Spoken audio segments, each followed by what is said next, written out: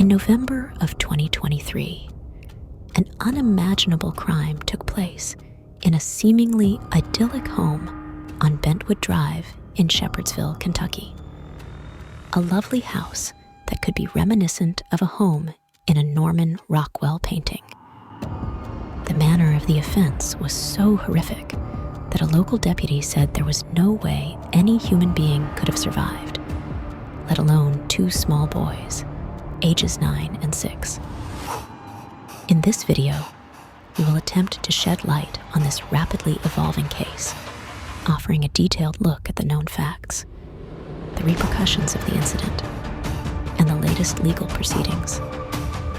We also seek to address the haunting question that everyone following this case is asking. What drove the perpetrator to commit such a heinous act? The role of a mother in the lives of her children is one of profound significance. A sacred duty that encompasses the responsibility to protect, nurture, and guide. A mother is often seen as the first line of defense against the world's harsh realities, providing a haven of safety and love. However, when this natural role is violently disrupted, it not only contradicts these fundamental beliefs, but also causes widespread devastation, affecting both the immediate family and the broader community. On the evening of Tuesday, November 7th, in Shepherdsville, Kentucky, a neighbor noticed 32-year-old single mother of 2, Tiffany Lucas, in an agitated state. She was vigorously cleaning carpets outside her home on Bentwood Drive. When the neighbor asked about her well-being, Tiffany vaguely responded, "There's a lot going on." The next day, the peace and calm of a new morning was shattered by 4 gunshots, all fired within a span of 30 seconds. Moments later, at approximately 11 in the morning, a visibly distressed Tiffany approached a neighboring couple's home, crying out, "Help! My kids are dying," before collapsing on the couple's driveway. The neighbor's husband rushed into Tiffany's house and made a horrifying discovery. He found Tiffany's 2 young sons gravely injured and bleeding, but still alive. Nearby lay a gun, presumed to be the weapon used. Responding officers observed that the injuries inflicted on the boys were in areas typically not survivable. The children were immediately transported to Norton Children's Medical Center in Louisville. Emergency surgery was initiated, but despite the best efforts of the medical staff, the 2 small boys died from their injuries. Tiffany was arrested at the Bullitt County Emergency Medical Services facility and booked into the county detention center less than 1 hour later. She was held on a bond of $2 million. This grisly scene unfolding so suddenly left the citizens of Bullitt County reeling in shock and disbelief. You don't expect this, no matter where you live. Put yourself in these people's place and think of what it can happen to anyone. It was shocking, actually. You know, nobody ever thinks this is going to happen in your neighborhood. Just love your family and hope nothing like this ever happens to anyone else. Back at the sheriff's office, Tiffany Lucas was interviewed, and according to one official, made statements that she was being manipulated through the internet, or through Wi-Fi, through Facebook, and through her Wi-Fi. Being manipulated into doing what she did. Tiffany's statements are perplexing and raise several questions about her intentions and mental state. Is she suggesting she was influenced by auditory hallucinations to harm her children? Alternatively, is she hinting that someone else handed her the weapon with instructions to hurt her kids? Based on published reports, she allegedly told detectives the shootings were accidental and that she inadvertently left a loaded weapon within reach. If so, are we to believe the children found it and used it to wound each other? Considering their ages and injury location, most reasonable people would find that claim preposterous. Neighbors interviewed by local media were in a state of disbelief, consistently reporting that they saw no warning signs or indications that Tiffany was capable of committing such a heinous act. A woman identifying herself as a close friend was particularly shocked, stating, "This is not the Tiffany I know. She would never hurt her babies." This tragic event has deeply saddened the community, leaving many in search of answers. To possibly shed light on this, we will examine Tiffany's background and recent history for any clues that might explain her actions. As stated on her Facebook profile, 32-year-old Tiffany Ann Lucas originally hails from Chicago, Illinois. She had 2 young sons, Jaden and Maurice, who were both under the age of 10 and fathered by different men. The boys attended Freedom Elementary School in Bullitt County. Tiffany and her sons resided in a rented home, which was a 3-bedroom, 2-bathroom property spanning nearly 1,400 square feet. Raised alongside her brother, Tiffany shared an exceptionally close bond with her father, John Lucas. He affectionately regarded her as Daddy's little girl, the typical stereotype of a doting father. Tiffany's active presence on social media portrayed a complex image of her life. She frequently shared selfies and photos that showcased her fashion sense and flaunted her assets. Yet, the most recurring theme in her posts was her identity as a devoted mother.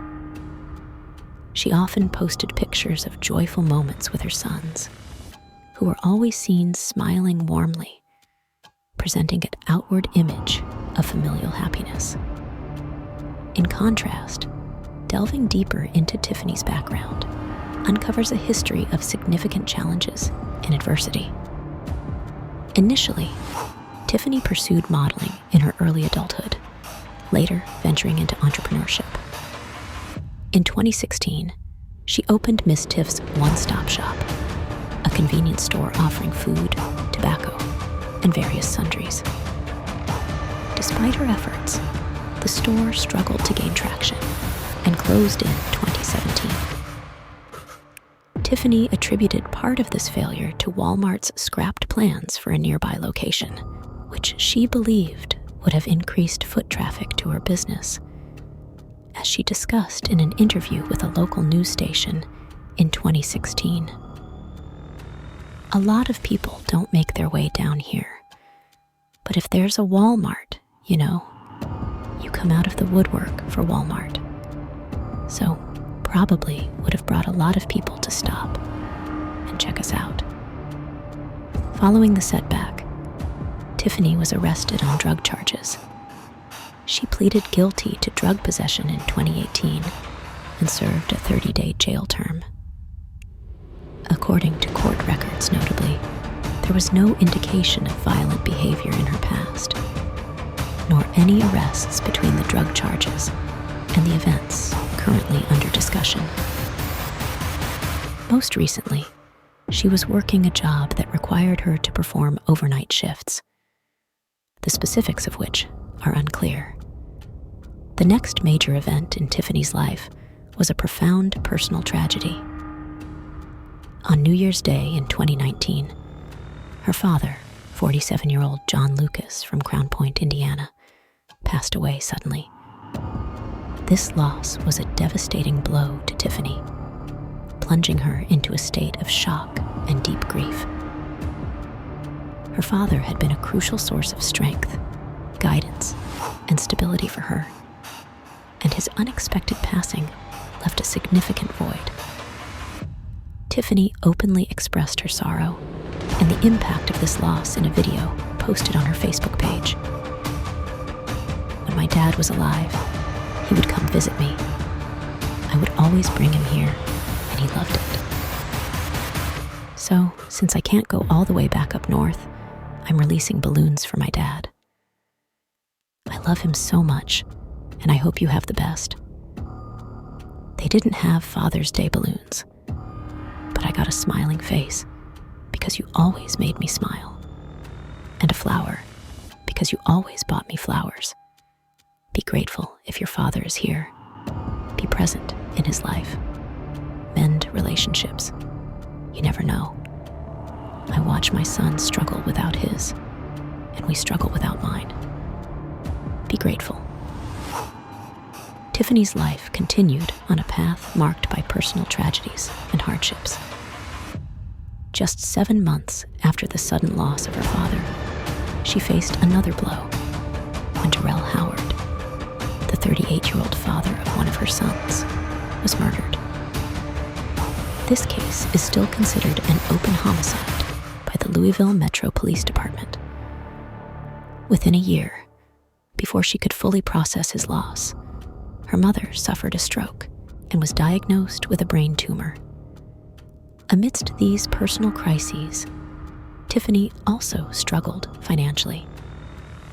By the day of the shooting, her situation had become dire. The utilities in her home had been disconnected, and an eviction notice was found on her kitchen counter. To a young mother struggling to pay the bills, an eviction notice represents a profound sense of vulnerability. It's not just a piece of paper. It symbolizes a looming threat to her and her children's stability and safety. This moment often brings a surge of emotions. Fear, as the prospect of losing her home becomes a harsh reality. Anxiety about where she will go and how she will provide for her children. And possibly shame or guilt stemming from societal expectations and personal aspirations of being able to provide a secure environment for her family. This series of events and challenges paints a picture of Tiffany's overwhelming difficulties, culminating in the tragic and unjustifiable events of November 8th. Tiffany presented a seemingly emotionless demeanor during a remote court appearance on November 9th. This was notably evident even when District Court Judge Jennifer Porter set her bail at $2 million. Judge Porter set the high bond, citing concerns over Tiffany's potential risk to others. Her decision underscores the gravity of the charges against Tiffany, particularly 2 counts of murder, further emphasizing the perceived risk posed by Tiffany, especially regarding access to weapons. Judge Porter included a specific condition in the bond terms that explicitly prohibits Tiffany from possessing firearms should she manage to post the bond. Through her attorney, Tiffany entered a plea of not guilty. As of the time of this upload, the next hearing has yet to be scheduled. The events and challenges faced by Tiffany Lucas, as detailed in this video, offer some context and understanding of the circumstances leading up to the incident on November 8th. However, it's crucial to emphasize that understanding the context does not justify the inexcusable actions that occurred on that day. This distinction is important to maintain. As this case progresses through the Kentucky court system, the full extent of the facts is yet to be established, and numerous unanswered questions remain. These include whether the prosecution will pursue the death penalty, the details of Tiffany's mental health history, and the severity of her substance abuse issues. Complicating the situation further is an alleged custody dispute involving Tiffany and the paternal family of her son, Jaden. Darrell Howard, Jaden's older brother, expressed in a published report, "We wanted them. We would have taken them with open arms. we loved them so much. Howard also mentioned that several family members had contacted Child Protective Services over the years, voicing concerns about Tiffany's parenting. These revelations cast a spotlight on Child Protective Services and its handling of the situation, raising critical questions. How were the alleged referrals regarding Tiffany Lucas managed? Did any investigations into her conduct take place, particularly after her drug conviction? And crucially, why did she retain custody of her children? Or if there was an order for removal, was it properly enforced? As more details come to light, the families of Jayden and Morris, along with the residents of Bullitt County, are awaiting justice with a mix of patience and anticipation. This case not only impacts the immediate parties involved, but the community as a whole, as it may pose significant questions about the effectiveness and responsiveness of child welfare services.